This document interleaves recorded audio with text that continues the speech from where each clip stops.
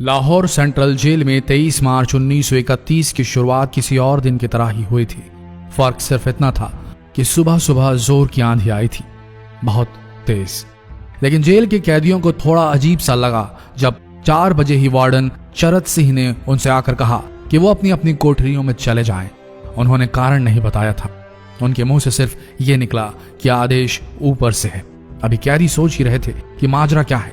Jail का नाई बरकत हर कमरे के सामने फुसफुसाते हुए गुजरा कि आज रात भगत सिंह, राजगुरु और सुखदेव को फांसी दी जाने वाली है। उस क्षण की निश्चिंता ने उनको झकझोर कर रख दिया।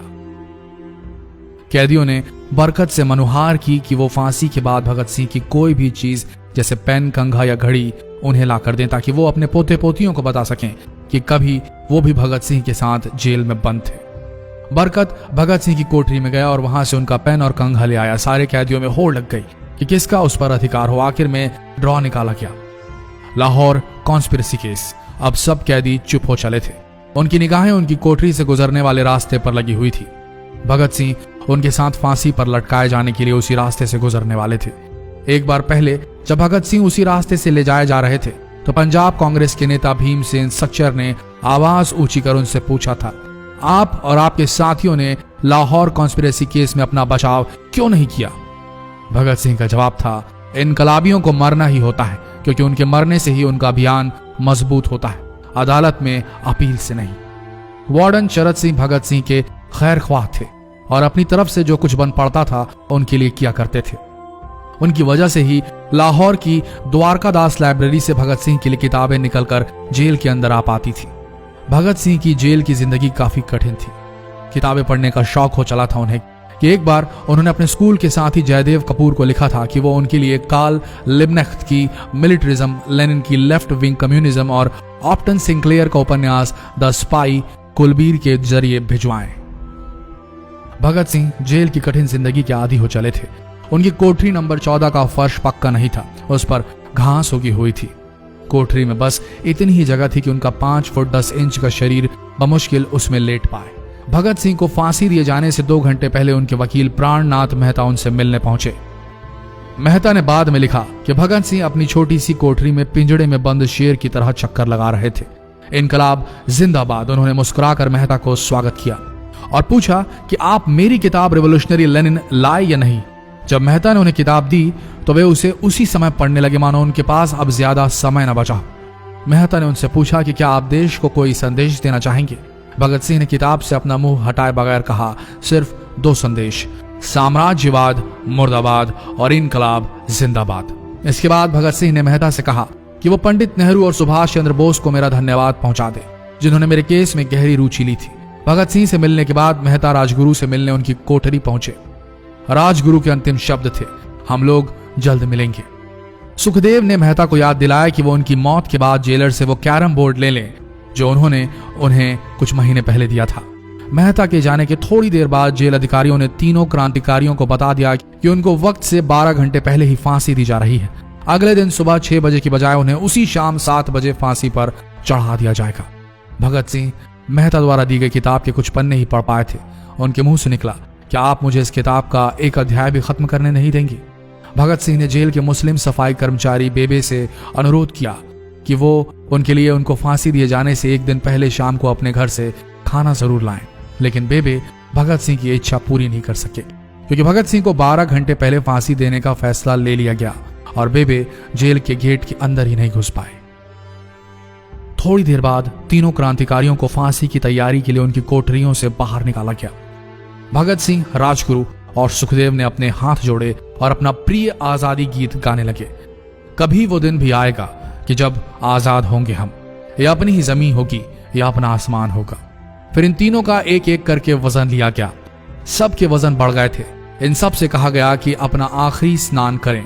फिर उनको काले कपड़े पहनाए गए लेकिन उनके चेहरे खुले रहने दिए गए। चरत सिंह ने भगत सिंह के कान में फुसफुसा कर कहा कि वाहे गुरु को याद करो। फांसी का तख्ता भगत सिंह लिए बोले, पूरी जिंदगी मैंने ईश्वर को याद नहीं किया।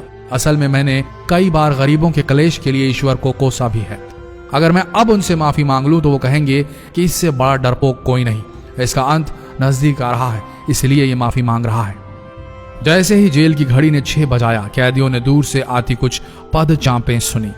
उनके साथ भारी बूटों के जमीन पर पड़ने की आवाजें भी आ रही थी। साथ में एक गाने का भी दबा स्वर सुनाई दे रहा था। सरफरोशी की तमन्ना अब हमारे दिल में है। सभी को अचानक जोर जोर से इनकलाब जिंदाबाद और हिंदुस्तान आजाद हो के नारे सुनाई देने लगे। फांसी का तख्ता पुराना था, लेकिन फांसी देने वाला काफी तंदुरुस्त। फांसी देने के लिए मसीह जल्लाद को लाहौर के पास शाहदरा से बुलवाया गया था। भगत सिंह इन तीनों के बीच में खड़े थे। भगत सिंह अपनी मां को दिया गया वो वचन पूरा करना चाहते थे कि वो फांसी के तख्ते से इनकलाब जिंदाबाद का नारा लगाएंगे। लाहौर जिला कांग्रेस के सचिव पिंडी दास सोंधी का घर लाहौर सेंट्रल जेल से बिल्कुल लगा हुआ था। भगत सिंह ने इतनी जोर से इनकलाब जिंदाबाद का नारा लगाया कि उनकी आवाज सोंधी के घर तक सुनाई थी। उनकी आवाज सुनते ही जेल के दूसरे कैदी भी नारे लगाने लगे। तीनों युवा क्रांतिकारियों के गले में फांसी की रस्सी डाल दी गई, उनके हाथ और पैर बांध दिए गए। तभी जल्लाद ने पूछा, सबसे पहले कौन जाएगा? सुखदेव ने सबसे पहले फांसी पर लटकने की हामी भरी। जल्लाद ने एक एक कर रस्सियां खींची और उनके पैरों के नीचे लगे तख्तों को पैर मारकर हटा दिया। काफी देर तक उनके शव तख्तों से लटकते रहे। अंत में उन्हें नीचे उतारा गया और वहां मौजूद डॉक्टरों लेफ्टिनेंट कर्नल जे नेल्सन और लेफ्टिनेंट कर्नल NS सोंधी ने उन्हें मृत घोषित किया। एक जेल अधिकारी पर फांसी का इतना असर हुआ कि जब उससे कहा गया कि वो मृतकों की पहचान करें तो उसने ऐसा करने से इनकार कर दिया। उसे उसी जगह पर निलंबित कर दिया गया अंग्रेजों द्वारा। एक जूनियर अफसर ने यह काम अंजाम दिया। पहले योजना थी कि इन सब का अंतिम संस्कार जेल के अंदर ही किया जाएगा, लेकिन फिर यह विचार त्यागना पड़ा जब अधिकारियों को आभास हुआ कि जेल से धुआं उठते देख बाहर खड़ी भीड़ जेल पर हमला कर सकती है। इसलिए जेल की पिछली दीवार तोड़ी गई। उसी रास्ते से ट्रक जेल के अंदर लाया गया और उस पर बहुत अपमानजनक तरीके से उन शवों को एक सामान की तरह लाद दिया गया। पहले तय हुआ था कि उनका अंतिम संस्कार रावी के तट पर किया जाएगा, लेकिन रावी में पानी बहुत ही कम था, इसलिए सतलज के किनारे शवों को जलाने का फैसला लिया गया। उनके पार्थिव शरीर को फिरोजपुर के पास सतलज के किनारे लाया गया। तब तक रात के 10 बज चुके थे। इस बीच उप पुलिस अधीक्षक कसूर सुदर्शन सिंह कसूर गांव से एक पुजारी जगदीश अचरज को बुला लाए। अभी उनमें आग लगाई ही गई थी कि लोगों को इसके बारे में पता चल गया। जैसे ही ब्रितानी सैनिकों ने लोगों को अपनी तरफ आते देखा, वो शवों को वहीं छोड़कर अपने वाहनों की तरफ भागे। सारी रात गांव के लोगों ने उन शवों के चारों ओर पहरा दिया। अगले दिन दोपहर के आसपास जिला मजिस्ट्रेट की दस्तखत के साथ लाहौर के कई इलाकों में नोटिस चिपकाया गया, जिसमें बताया गया कि भगत सिंह, सुखदेव और राजगुरु का सतलज के किनारे हिंदू सिख रीति से अंतिम संस्कार कर दिया गया है।